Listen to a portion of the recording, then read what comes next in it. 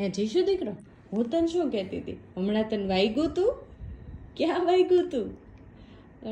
એના ઉપર શું લગાવ્યું? લોશન.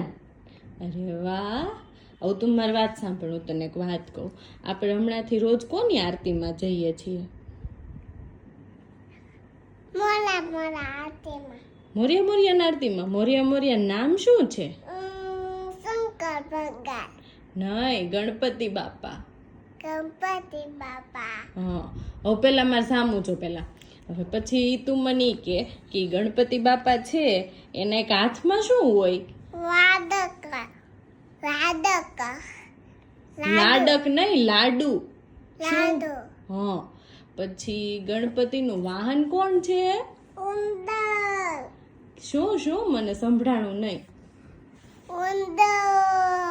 ઉંદર. અરે વાહ. પછી ગણપતિના મમ્માનું નામ શું છે? પાર્વતીજી. હે? પાર્વતીજી. પાર્વતીજી. અરે વાહ. પછી આમ જો, સામું જો. ગણપતિના ડેડીનું નામ? શિવજી.